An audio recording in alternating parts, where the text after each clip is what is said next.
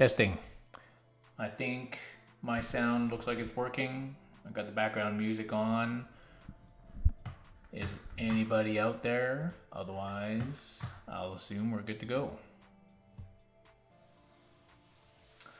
All right, welcome everybody to CanHammer TV. This is April 25th, and the spring is still upon us. It's still raining a lot. Our crazy summer week seems like a distant memory now that we had a couple weeks ago. Now it's back to chilly, cold, rainy weather up here in Canada.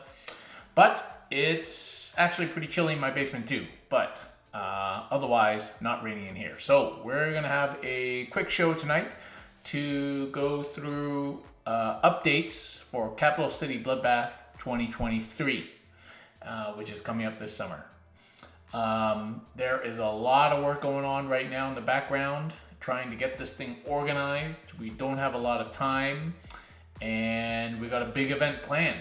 So it's always a lot of work to organize CCBB, but we're hopefully going to bring you a great event. So we're going to do some updates on Capital City Bloodbath tonight. We're also going to talk a little bit about some of the GW previews that have come out since the last time we talked, of which there's been quite a lot. Just some hot takes and first takes, but we're going to see a lot more this weekend at Warhammer Fest, apparently, and I don't know if they're going to do like a preview show or just televise some demos. I don't exactly know what they're going to do, but this weekend will hopefully be informative of some more of what we can expect from 10th. Now the problem is that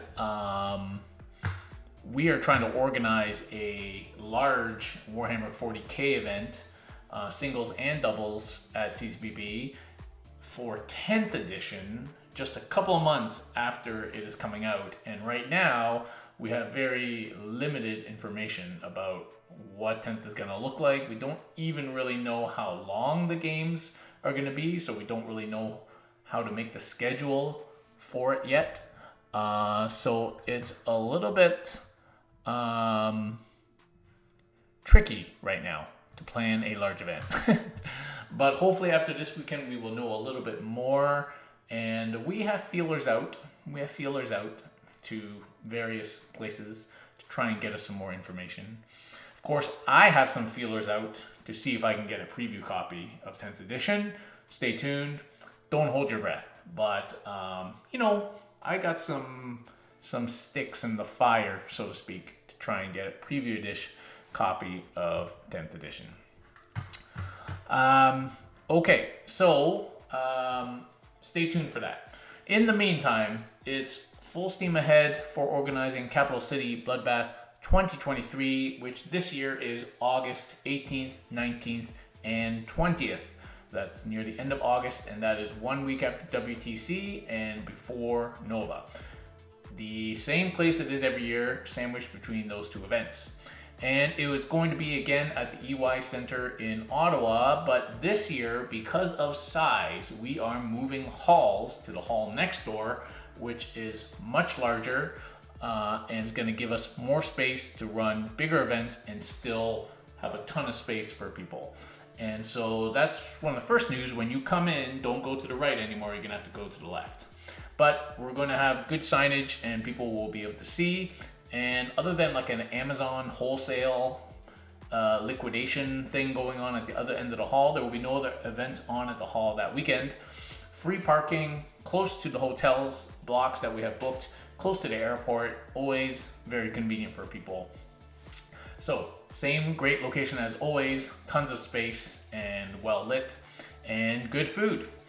So what events do we have this year for Capital City Bloodbath? We have the marquee event, which is Warhammer 40K Championships. This year we are starting at 160 players, which is the biggest ever CCBB and might be one of the biggest events in Canada, I think. Of course, CanHammer Team Tournament was just 160 people, so but this is singles, and we have probably some room to expand. So hopefully that's going to be huge. We are also doing Sigmar Championships as always. Sigmar will be starting at 48. The number for Sigmar is much lower, but we usually get a huge influx of hardcore Sigmar players coming over from Quebec, and they're always looking forward to this event. So we got Sigmar and 40K championships as normal. We are bringing back 40K doubles, and I think with doubles format and new 40K is going to be super fun. People are going to throw together all sorts of weird combinations, and we're going to have a 3-round doubles event on the Friday, August 18th, which would be super cool. We're going to start at I think 32. I think we're starting at 16 teams or something like that. Anyway, we'll let you guys know shortly once we know more. And we are having the usual smaller games. So we are running, I believe, a 12-man Free Blades Championship on the Friday. And this year we are running a new game, the Lord of the Rings Middle-earth strategy battle game, which I think is picking up in momentum, at least in the Ottawa area. And we're going to be running 2 days of that 32-man event on a Saturday, and I think possibly like a doubles or something on the Sunday. So that's going to be going as well. Lord of the Rings Middle-earth strategy battle game. Clarence is back to run a 24 people, I think he told me, 24-man, 3 or 4 rounds, a Song of Ice and Fire event, just like last year. So that's going to be an event. And we are got Jean-Marc back to run a X-Wing event as well, which I think is going to be 36 players, 32 or 36 players. Initially thought he was going to run like a 100-man like championship event, but apparently that's happening soon after in Montreal. They have some kind of a national organization or something. So he's paired it back to, I think, 32 or 36 man 4-round X-Wing event, which will also be happening on the Saturday. So the Saturday is going to be packed. There's going to be, I don't know, 350 people in that hall, all playing various games. So it's going to be cool, and it's going to be really amazing to see everybody in there. We are adding board gaming. You know, I've added board games to the channel, and we are adding some board game events, and really we'll be adding competitive tournament style board gaming to CCBB. CCBB is a competitive tournament type event, and so the board gaming we are going to be doing is going to be competitive. We're having a World Series of Board Gaming style event, which involves 3 rounds played with 16 hand-picked games where competitors will have to compete in various events with these games and eventually end up at the top. And so more details on that to follow, but it's going to be actually the first event of its type like that in Ottawa, and competitive tournament for board gaming. We're going to have some smaller tournaments on some other games as well. We're still working out whether we can get copies of those games, so stay tuned. There's going to be a bunch of good gaming going on at the same time as all the tabletop wargaming, so that's going to be cool. As always, we're going to have the annual Gamer Garage sale, and hopefully it's going to be big.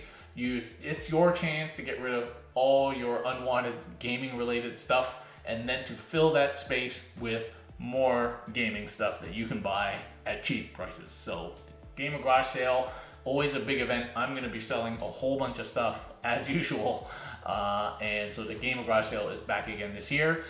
We have the painting competition again back this year, and we're just working out what that's going to look like. We got Ryan Pippi, to help judge that for us, and we'll be taking entries in all the different categories for your best painted work. So that's going to be the painting competition as before. Yeah, I think that's all the events we're doing this year so far. So yeah, it's going to be really good. We will be using a new website this year for CCBB. It's going to be ccbb.ca. The domain has not been transferred over yet, so if you go to ccbb.ca right now, you won't get anywhere. But we have got that website, that domain, and the website will be live very soon. And so that's exciting. The Facebook event page is just not not suited for CCBB. There's too many events. It's too difficult to keep track of on one Facebook event page. So we're making a website for it. The Facebook event page for CCBB will just point to the webpage. Through the webpage, you'll be able to do all the registration. You'll see the scheduling. You'll see all the information you need for every event on there. The only exception will be that registration for 40K and Sigmar will still be on BCP, but everything else will be registered through the website. And you'll also be able to register through Red Dragon and Dan's e-commerce as well. So that's all going in there. And we're getting some new swag made this year, and it's a big effort. New website, and yeah. So we're gonna have two hotel blocks this year. One will be at the Hilton Garden Inn as usual. That block is already set up. I'm just waiting for the details for booking. That will probably close mid-July for booking, so don't wait too long. And then also we're gonna have a room block at the Holiday Inn just down the road next to the Lone Star. And we're gonna have 25 rooms there as well. And that block is actually open right now. And again, closes mid-July. So we're gonna have a ton of rooms for people who need to come up in 2 different places. And yeah, so we're ready. We're ready. So yeah, that is basically a quick update on CCBB. There's a ton of work going on right now in the background. We're gathering resources and gathering personnel, and we're gonna make a big event happen. So there we go. The one unknown right now is if we have the resources this year to fly the stream team down to cover the 40K like we have done for the last two CCBBs. We'll see. I'm gonna try and make it happen, but yeah, it's gonna be a big event, and we may not have resources left over, but we'll see. We'll see. Okay. So if anybody has questions about CCBB, post them up. I'll answer what I can right now.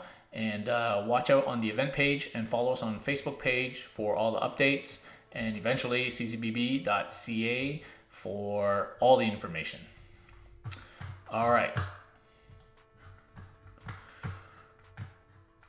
Tomorrow night, I'm going to do a board game show, Cardboard versus Plastic, and we're going to talk about all the new recent games that we've received in the studio.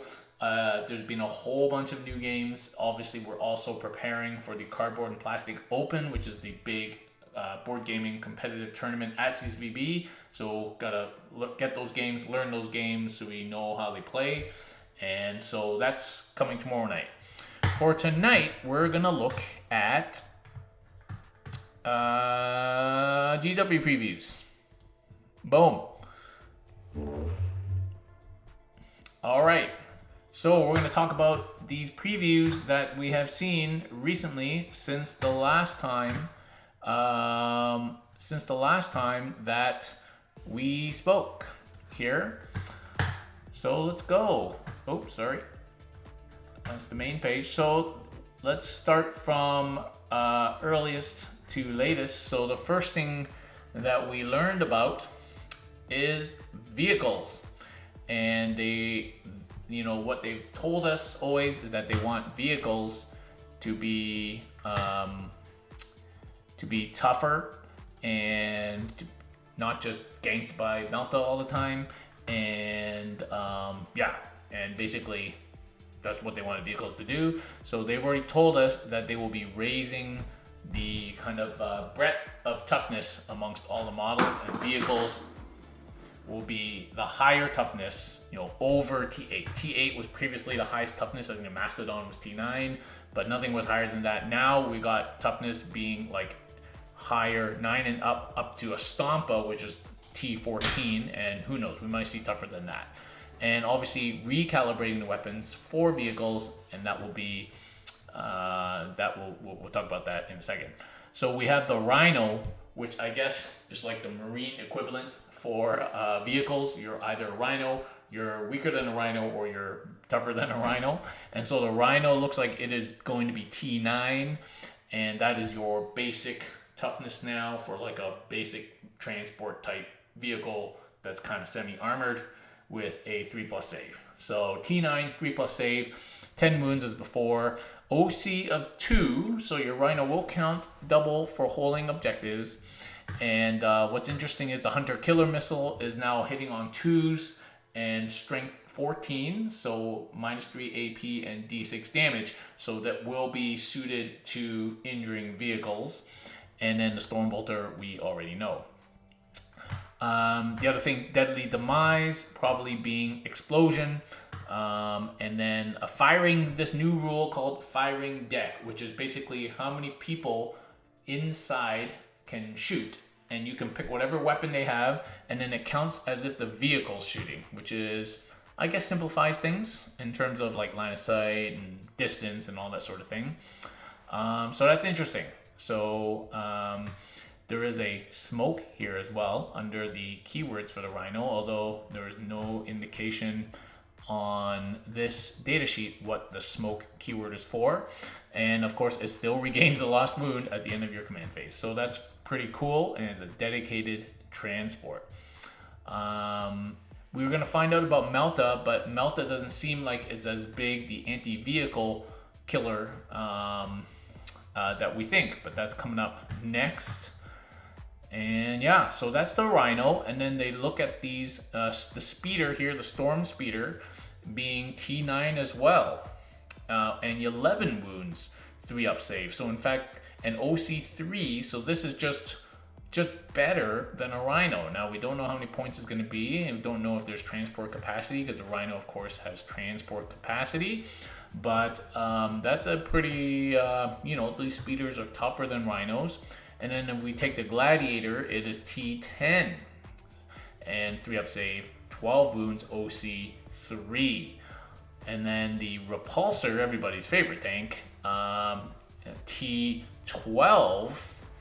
3+ and 16 wounds with OC of 5. So 1 Impulsor, OC 5. So we'll see. That must mean, because we have like 9, 10, 12, 14, that must mean that the granularity and weapon strength is going to be quite varied. So hopefully that will be the case. Hopefully we're going to see that people have to kind of bring different weapon types with different range of strength to deal with different threats. So that's kind of cool. Okay, so that's kind of vehicles in general. And then the next day they went over weapons. So what they wanted to do was, they still have these categories of weapons: heavy, rapid fire, assault, so on. And these become weapon abilities. And some of them, like the Humble Bolt Rifle, actually have both types, and you can kind of choose what you want to do. But so assault is going to be if you advance, and the whole unit advance contains any models equipped with assault weapons, it's eligible to shoot even after advancing. So we kind of already know that's kind of the same. And heavy weapons, instead of penalizing you for moving, if you stay stationary, you're going to get +1 to hit. So instead of a penalty, you're going to get a bonus if you stand still. There's a bunch of things we already heard of. Devastating wounds, which is basically a mortal wound on a critical wound, and a critical wound is an unmodified wound roll of 6. So a critical wound is unmodified 6s to wound, and then if it's a devastating wound, that makes it a mortal wound. And I think there's also other kinds of wounds. Anyway, it might at first be a little bit confusing to remember all the names, but yeah, if you just remember that, because they've given critical hits and critical wounds. Critical hit is unmodified hit roll of 6, and a critical wound is unmodified wound roll of 6. And so the assault cannon here on these Terminators is strength 6, AP 0, and 1 damage with devastating wounds. So that means if you roll a 6 to wound, it's going to inflict mortal wounds. Equal to the damage characteristic of the weapon. So 1 in this case, but there may be weapons that do multi-damage that have devastating wounds, which would do a bunch of mortals. We'll see. Okay. Apparently, all weapons have had their core stats changed. Most guns have not increased in strength and have often lost a pip of AP. So we see that. I mean, we see the AP 0 on the assault cannon. Hopefully, the game just generally comes down in power level and amount of AP, which will be good for us in our 2-up armor. Okay, they state specifically the days of plasma killing everything are over, which is great. And the Melta, so this is the Melta rifle, heavy Melta 2. And Melta basically, when it's within half range, increases the amount of damage by X. So if this is Melta 2, this becomes D6, and then it becomes D6 plus 2 if it's in half range. But you'll notice the Melta is only strength 9. So it's only wounding a rhino on 4s and wounding everything else on 5s. So it's not really the best for vehicles anymore, and it doesn't have anti-vehicle or anything like that. So it's really kind of like an infantry assault, elite infantry killer so far. Okay, and then the Shuriken cannon has sustained hits, which means that every time you make a critical hit, which is a hit roll of 6, unmodified 6, it makes additional hits of, in this case, 1, sustained hits 1, and ignores cover. And this still has AP 1 and 2 damage, so that's pretty nice, actually. And Twin Linked is back. So when I first started playing, Twin Linked was shoot like 2 times, double shoot, and then Twin Link became just re-rolling, and now Twin Link disappeared, and now Twin Linked is like 2 guns taped together. So Twin Linked just means that you can re-roll wounds now. Fine. And you can even have Twin Linked melee weapons now, which again, re-roll wounds. So the Power Fist now is, again, minus hitting on 4s instead of 3s, strength 8, so not great at killing a rhino, minus 2 AP, 2 damage, re-rolling wounds. So there you go.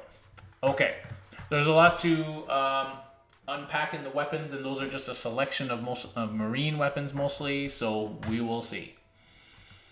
Okay, the next preview was this new librarian, which looks pretty cool if you can paint like that. So that's cool, new Terminator librarian that is unmarked and you can use for any chapter. Pretty cool, and we saw that guy in the video. Okay, the other model that they revealed just recently is the new Tyrannid Prime, which in the video was like ripping that dude in half. And that is the new Tyrannid Prime, which, to be honest, reminds me a little bit of like the vampire dudes in Sigmar, except like with Tyrannid Carapace. Anyway, looks pretty cool, I guess. And it's hard to tell how big it is. I think it's probably on like a 50 or 60 or something like that. Anyways, that's the new Tyrannid Prime model. Okay, then we had an article on phases. So we already heard a bit about losing the psychic phase and the morale phase, and so we get a little bit of insight in this article. There's still battle rounds, and you still alternate, and because some people thought there was a rumor that it was going to go to like you go, I go, like within each turn, but that doesn't seem to be the case. And all they did was basically move psychic powers into the actual shooting or fighting phases, or moving, like just when you need this, whatever the psychic power does, that's when you would use it. And then they got rid of morale and put it into the command phase. Still looks like there's movement, shooting, a charge phase, and then fight phase as before. So command phase, so what's changed? So the psychic phase is gone, and good riddance actually. Unless you played a psychic army, you often had no interaction in that phase, and you just watch somebody roll their dice and they're telling you all these things and you have no idea. You just trust that they're doing their thing and they have to remember that they did it or have cards or something. It was kind of unwieldy and kind of boring. So now each data sheet is going to have a psychic ability if that person had a psychic power. and that is what they can do. So no more like choosing and no more remembering and writing it down and putting it on your list. It's just on your data sheet and you do it when you're supposed to do it, which I think is really cool. So here's the librarian that they previewed, who is a Terminator, so T5, 2-up save, 5 wounds, 1 OC, being a character, which is interesting. And then he has a combi weapon, which has anti... So this is interesting. So it's hitting on 4s,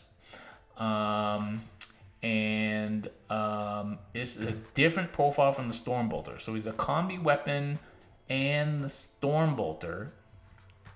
And the combi weapon is rapid fire 1 and has devastating wounds, which I remember, I think is a mortal wound on 6s to wound, on critical wounds, and anti-infantry 4+, so will always wound infantry on a 4-up, which is good against Terminators. And then is hitting on 4s though. Interestingly, strength 4 is 0, 1 damage. And then here, Smite. Smite is now just a ranged weapon. And there's a Witchfire version and there's a focused Witchfire, and you have to choose which one before you do it. The focused Witchfire has devastating wounds and hazardous and psychic. Here's the profile. So it's D6 shots, which is pretty good, hitting on 3s. You got to hit with them, and there's no psychic test, and strength 5 or strength 6, -1 or -2, and D3 damage. So you could potentially do a whole bunch of wounds with a Witchfire Smite, which is really interesting. And he has a Stormbolter, which I think we already knew, and Force Weapon, which now goes up to strength 6, -1, D3 damage. Okay, so he's Deep Strike leader.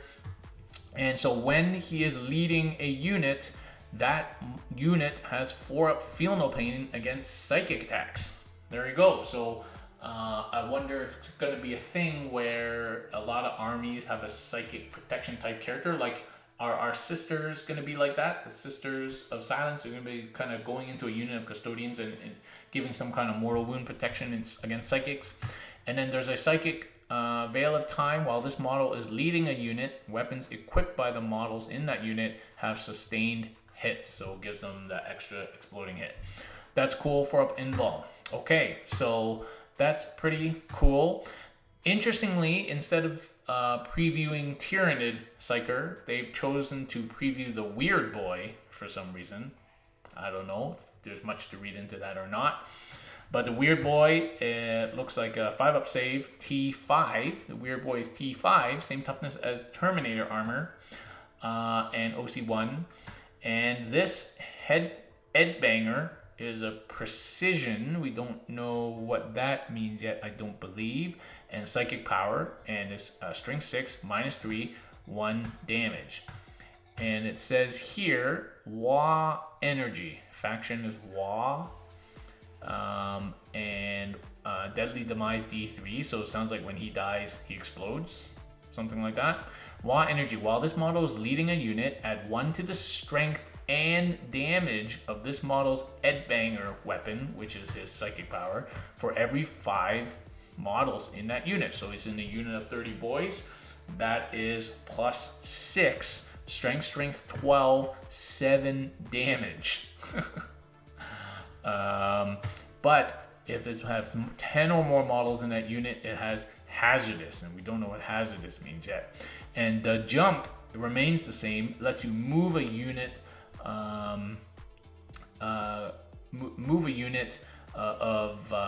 unit around the battlefield, but there is a chance that they suffer mortal wounds if you roll a 1. Okay. So, interesting changes on the psychic phase. So morale is basically now called Battle Shock, like Sigmar. And basically, if you are below half strength, whether you're a unit or a single model below half your starting wounds, which is really interesting for multi-wound models, then you need to roll 2d6, and you need to roll equal or above your leadership statistic. And if you fail, some stuff happens to you. Your OC drops to 0. That is quite impactful.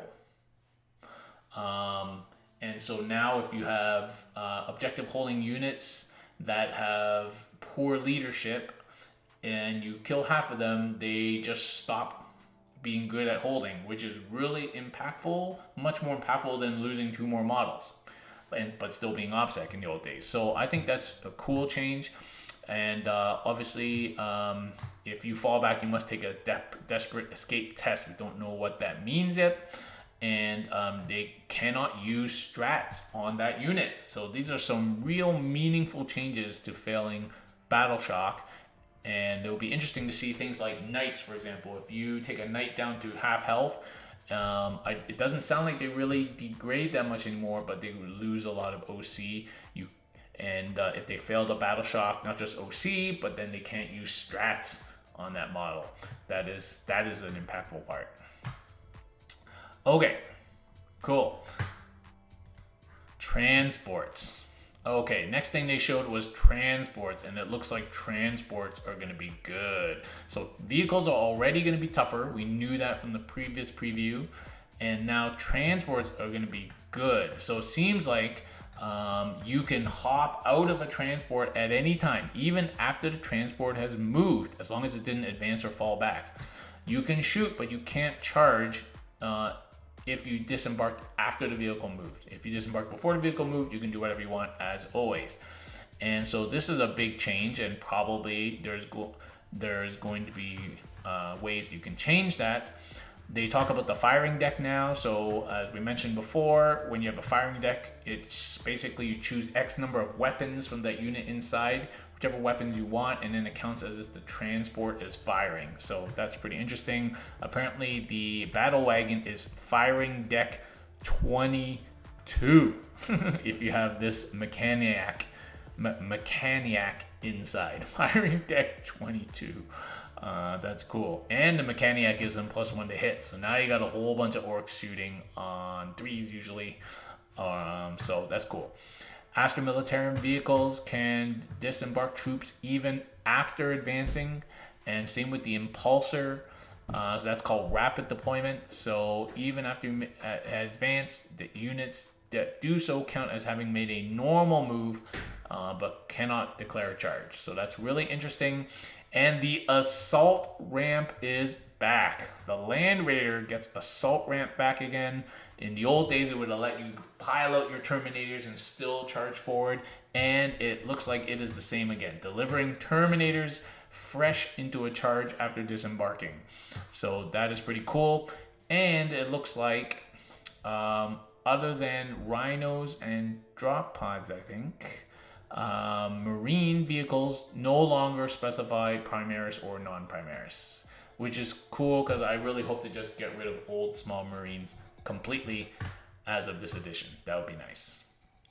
So yeah, this is the transport capacity of the Repulsor.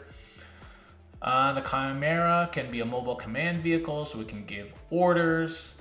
And the Falcon Grav Tank, annoyingly, has fire support, which means that every time a friendly model that disembarked from this transport makes an attack, they automatically get to re-roll the wounds, which is annoying. Eldar annoying. Okay, so looks like, oh man, like I think I gotta take out my 2 golden Land Raiders that I have in the closet somewhere, because Terminators coming out of Land Raiders is a thing, I think, coming up. All right, we have some chat. By the way, they confirmed a drop pod can carry Primaris. Yes, so they did post that there was a picture of a drop pod with Primaris coming out of it, and you will be able to put Primaris in a drop pod. Will we be seeing a whole ton of drop pods back? I don't know. I used to have 10 of them. They're gone now, but yeah, like, to be honest, I'm okay with that if it means we don't see any more stupid small marines. Like, let's just get rid of that. This is a complete edition change. Now's the chance to just get rid of all the small marines. I would not be sad if that happened. Not least of which because I have no more marines. Okay, then we had another big preview, terrain. There wasn't too much previewed on terrain, except that they kind of made it so that every terrain piece doesn't have like 10 different rules. I don't know if this makes it better or worse, and we don't know what the missions are like, but yeah. So basically, cover is going to give you +1 to save as before, and if your save is 3+ or better, you cannot claim cover against AP 0. So this is planning for the future, I think. So they have made a whole bunch of things AP 0 from AP 1 probably, and probably a whole bunch of things are now AP 1 from AP 2, and so they don't want people being on 2-up save from a 3-up against AP 0. That seems like that's their thing. So if we're already 2-up save against AP 0, we're still 2-up save, which is fine, but no more of this 1-up and stuff. So anyway, so that's an interesting caveat to cover, and obviously not cumulative. Okay. So they have now put terrain into crater, barricade, debris, hills, woods, or ruins. And a crater is basically that, and infantry's wholly inside it will get cover. So I really like now that they use this kind of wholly inside thing, and it's by model, looks like. Okay, so that's craters and rubble. Okay, now if you have weird terrain on your table, you're gonna have to define what things are, but maybe this makes it a little bit easier. So barricades are like pipes and other things that just kind of stand in the way, and you can claim cover if you're within 3 inches of them, and you can charge and being in engagement within 2 inches of them because this thing is physically in the way. So that's fine, blah, blah, blah. Okay.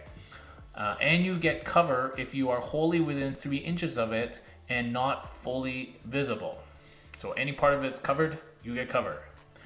Okay, debris, again, bits and pieces, statues, and stupid stuff that some people throw on their table just for spice. You better decide if you're going to play with that as debris or not, because they will confer cover if they even partially block a model from view.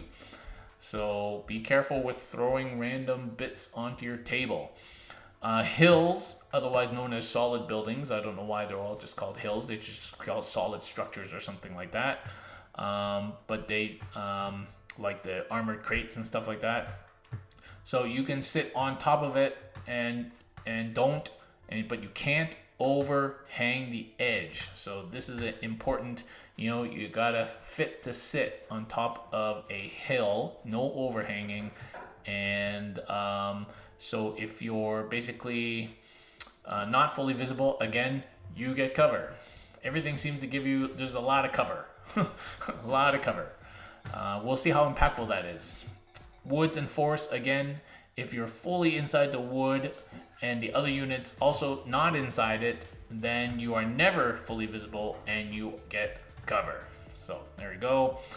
And this excludes aircraft and towering models. So the new keyword, towering. Does that replace Titanic? We don't know, probably. Or maybe they'll just give it to big things, but new keyword, towering. Okay, and ruins. So they say here, wrecked and damaged structures completely block visibility of all models through their footprint, regardless of how much you can see through their windows.